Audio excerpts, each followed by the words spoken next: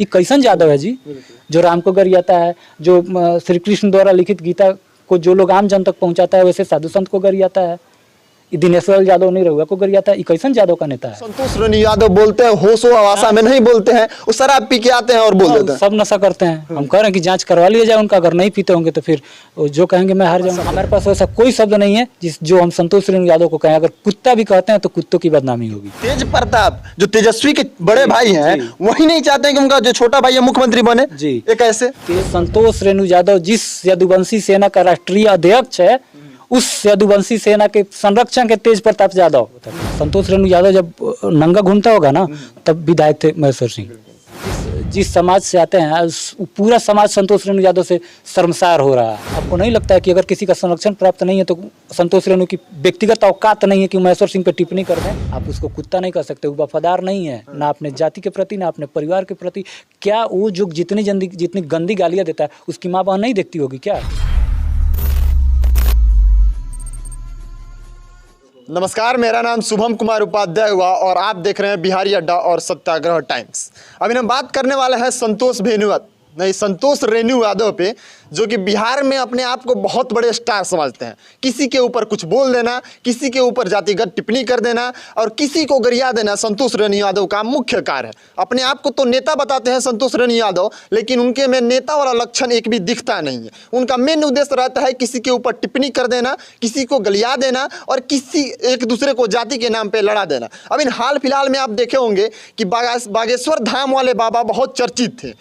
उसके बाद बिहार के शिक्षा मंत्री चंद्रशेखर यादव जो कि एक विवादित टिप्पणी कर देते हैं रामचरितमानस के ऊपर, तो ये मामला कुछ बिहार के तथाकथित मीडिया ले जाके संतोष रेणु यादव के पास रखते हैं कि बताइए संतोष रेणु यादव जी कि ऐसा क्या कह दिया बागेश्वर धाम वाले बाबा ने कि संतोष रेणु यादव का इतना बुरा लग गया। उसके बाद मीडिया वाले पूछ देते हैं कि जो रामचरितमानस पे यादव समाज से आते हैं हमारे शिक्षा मंत्री चंद्रशेखर यादव, उनके ऊपर महेश्वर सिंह ने इतना बड़ा बात बोल दिया कि वो तो जाहिल है, अनपढ़ है। बात तो सही है भाई, जाहिल अनपढ़ लोग ही रामायण के ऊपर ऐसा टिप्पणी कर सकते हैं। तो संतोष रेणु यादव को बुरा लग जाता है और पूरा मिर्ची इतना लग जाता है कि महेश्वर सिंह को महेश्वरा कह के प्रतीत करने लगते हैं और बागेश्वर धाम वाले बाबा को बागेश्वरा कह के प्रतीत करने लगते हैं।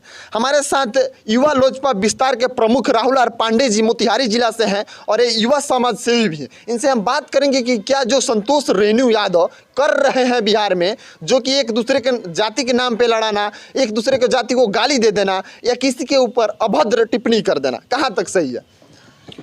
सबसे पहले आपके चैनल के माध्यम से जितने भी लोग देख रहे हैं सभी को मेरा नमस्कार। सर देखिए, एक सबसे बड़ी बात है कि इसमें गलती संतोष रेणु यादव का नहीं है। इसमें गलती सिर्फ उन चैनलों का है जो नया चैनल यूट्यूब पे बना लेते हैं और संतोष रेणु के आगे अपना माइक कर देते हैं। वो शराब पीकर अनाप शनाप किसी के बारे में कुछ भी बोलता रहता है। बिहार में तो शराब बंद है, कहाँ से शराब पी लेगा कोई जी? अच्छा, तो डीएनए टेस्ट करवा लिया जाए।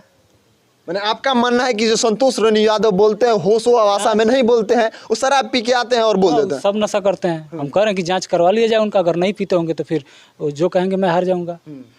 तो नशा में रहते हैं, बोलते हैं, किसी को उनको गाली दे देना है। सरकार उनको संरक्षण दे रही है तो किसी को भी गाली दे देंगे। हमें देखिए सर, हमको सबसे बुरा लगता है कि आप अपने जाति के लिए आवाज़ उठाइए। हमको भी अपने जाति पे गर्व है, सबको अपने जाति पे गर्व होना चाहिए, लेकिन आप अपने जाति पे गर्व करिए, लेकिन दूसरे जाति को उससे कोई नुकसान नहीं होना चाहिए। आप अपने जाति, आप यदुवंशी सेना के राष्ट्रीय अध्यक्ष हैं, आप यादव की बात करते हैं और दूसरे जाति को गली आते हैं। कभी ब्राह्मण को टारगेट करते हैं, कभी राजपूत को टारगेट करते हैं, कभी भूमिहार को टारगेट करते हैं। नीतीश कुमार कल तक जब तक भाजपा में थे तब तक वो नीतीश कुमार के कोयरी कुर्मी को गाली देते थे। आज नीतीश कुमार राज्य के साथ हैं तो नहीं गाली देते हैं। हम कल उनका एक देख रहे थे, अचानक से हम तो जो मीडिया उनका बाइट लेती है, जिस मीडिया पे उनका न्यूज़ आता है, मैं तुरंत उसको अनफॉलो कर देता हूँ। ब्लॉक नहीं करता हूँ, अनफॉलो कर देता हूँ। फेसबुक चलाने में किसी ने शेयर किया था या कोई फेसबुक पे कोई अगर परिचित आपका कोई फ्रेंड अगर आपका कमेंट करता है तो भी आपके में शो कर देता है कभी कभी। तो अचानक से मेरे फेसबुक में आ गया उसका, मैं देखा हमारे ज़िले के एक माननीय व्यक्ति हैं महेश्वर सिंह जी, निर्दलीय एमएलसी हैं और उनको उस तरीके से, जिस तरीके से वो बोल रहा है, ये बहुत ही दुर्भाग्यपूर्ण है। और उसकी औकात नहीं है कि महेश्वर सिंह से उसकी वो सामना कर ले। महेश्वर सिंह जहाँ बैठ जाते हैं, लोग कहते हैं ना कि जहाँ खड़ा हो जाएंगे लाइन वहीं से शुरू होगी, वो वाली स्थिति है महेश्वर सिंह की।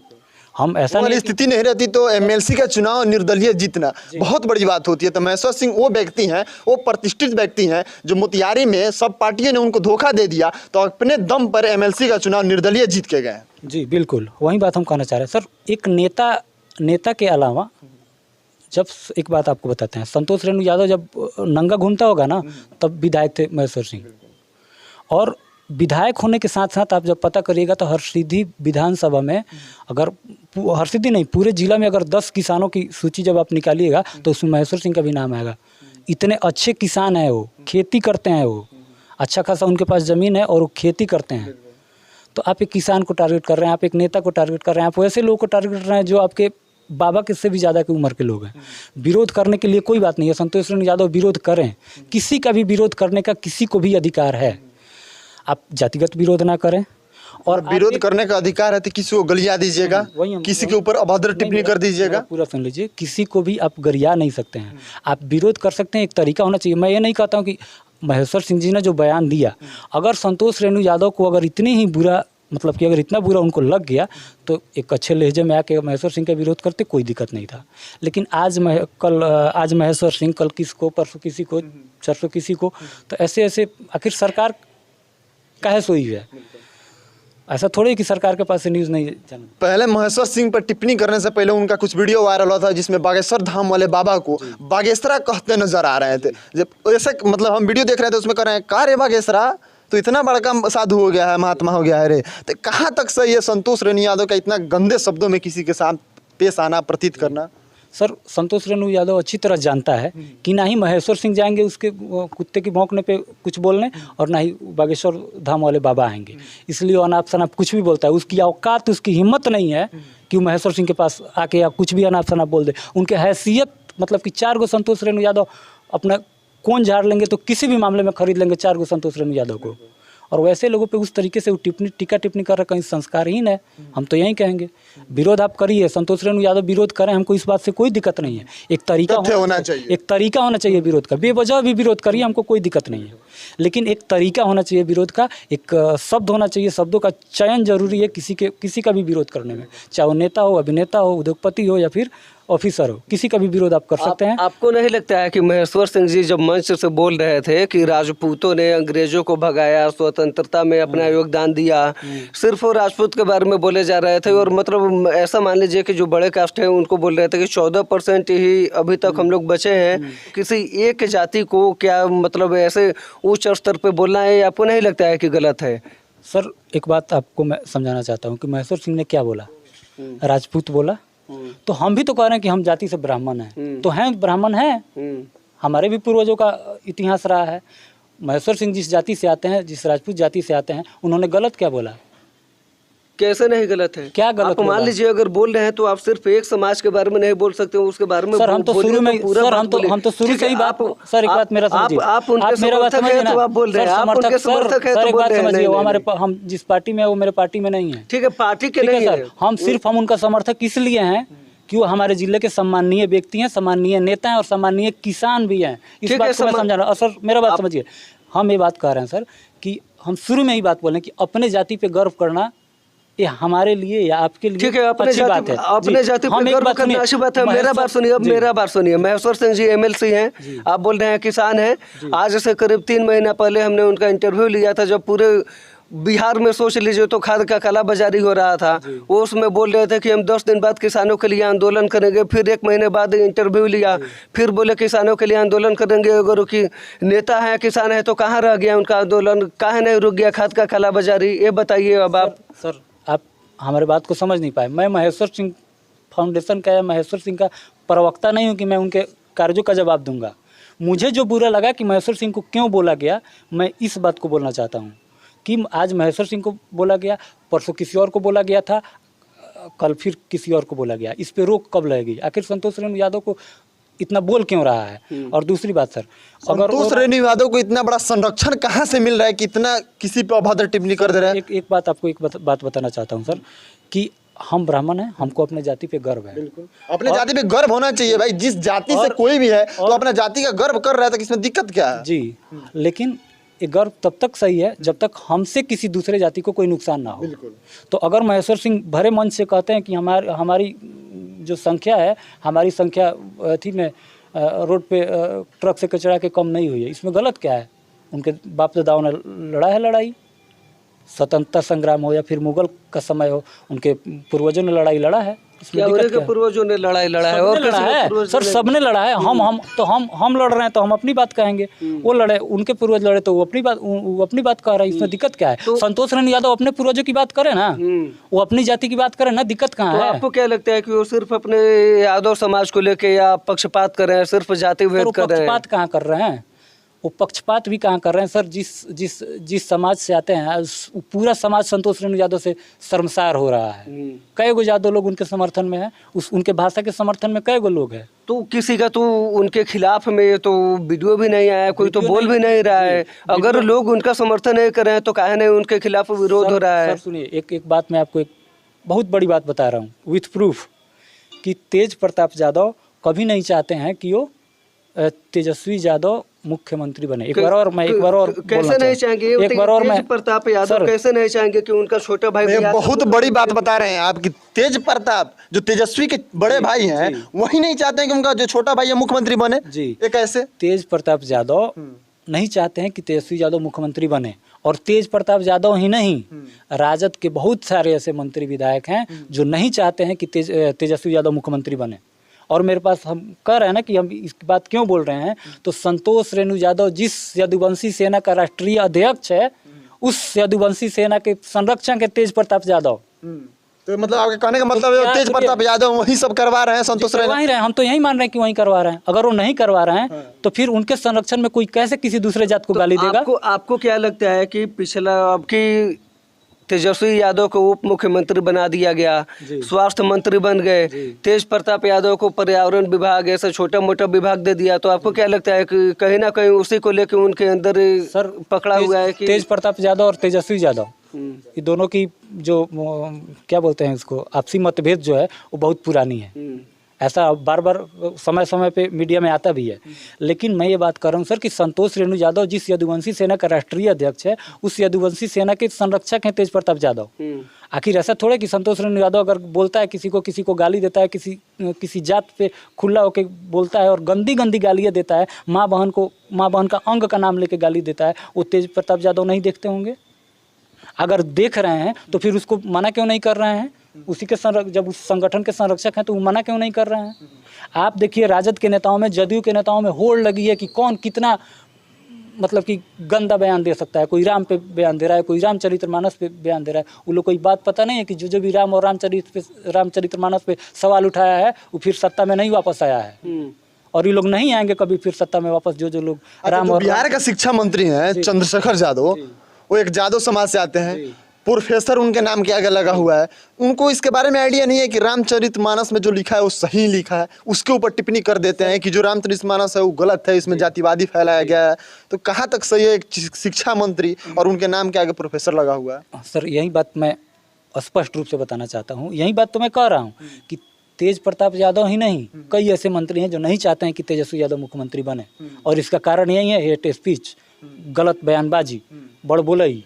अगर ये सब बंद हो जाएगा, जिस तरह तेजस्वी के साथ, जिस तरह तेजस्वी A to Z लेके चले, और जिस तरह युवाओं का एक मतलब कि एक क्रेज जिस तरह एक बढ़ा उनके तरफ, आज क्या है, आज फिर वहीं आ गए जहाँ से शुरू किए थे। क्यों? यही गलत बयानबाजी की वजह से।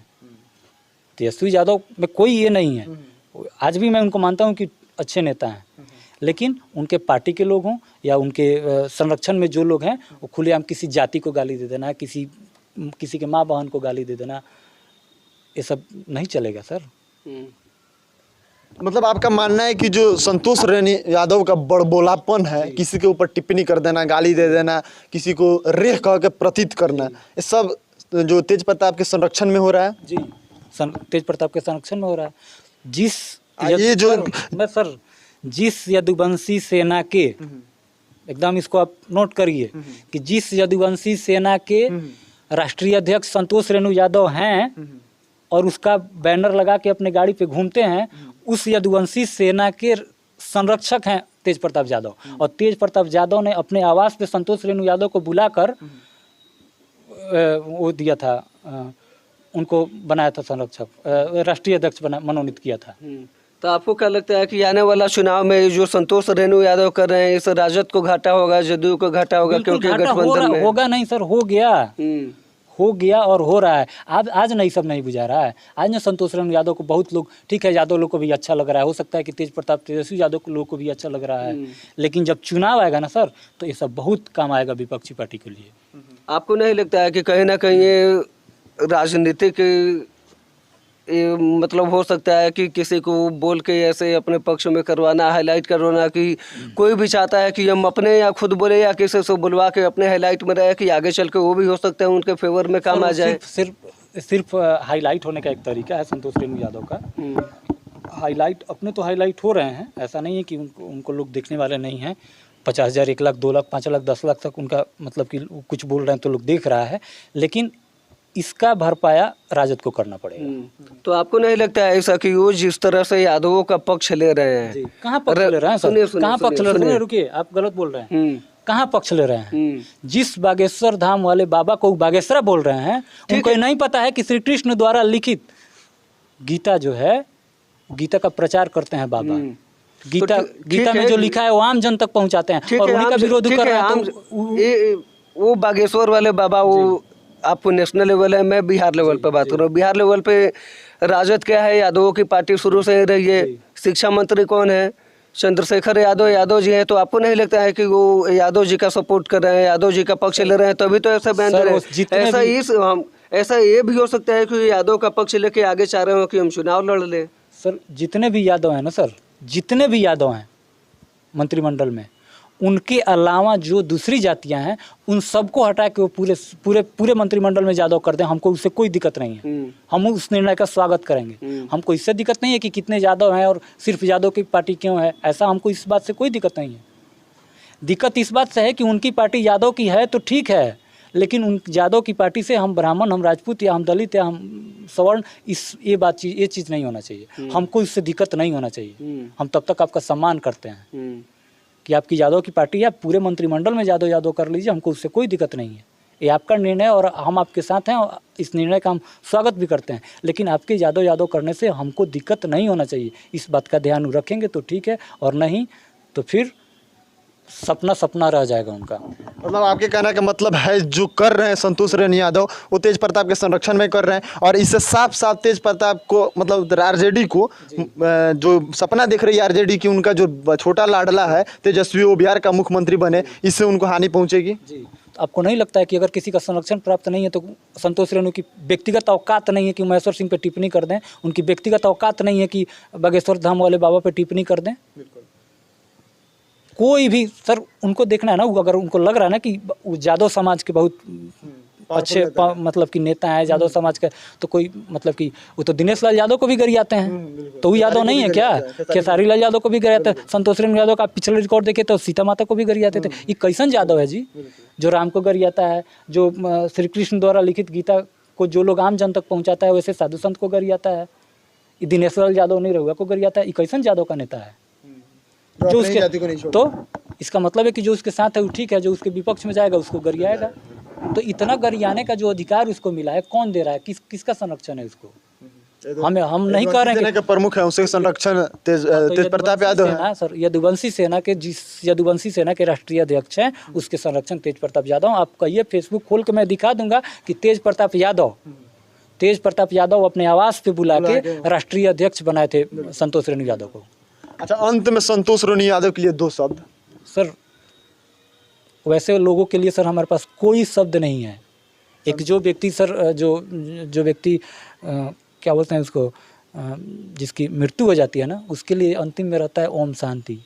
संतोष रेणु यादव को आप ओम शांति बोल रहे हैं? नहीं, मैं उनके लिए बोला हूँ जो सर जिनकी मृत्यु हो जाती है, उनके लिए भी 2 शब्द रहता है कि ओम शांति। अच्छा, मतलब शब्द मृत्यु लोगों के लिए भी रहता है, लेकिन संतोष रेणु के लिए आपके पास शब्द? हमारे पास वैसा कोई शब्द नहीं है जो हम संतोष रेणु यादव को कहें। अगर कुत्ता भी कहते हैं तो कुत्तों की बदनामी होगी। मतलब कुत्ता से भी आप तुलना कर रहे हैं संतोष रैनी यादव की, उसमें सर, बड़ाई तुलना- कुत्ता का हो जा रहा है, लेकिन संतोष रैनी यादव का बड़ाई नहीं हो रहा है। कुत्ता तो बहुत अच्छा है उससे, कुत्ता वफादारी का एक मिसाल है। आप उसको कुत्ता नहीं कह सकते, वो वफादार नहीं है ना अपने जाति के प्रति ना अपने परिवार के प्रति। क्या वो जो जितनी गंदी गालियाँ देता है उसकी माँ बहन नहीं देखती होगी क्या? तो क्या अपने परिवार के प्रति है क्या वो वफादार?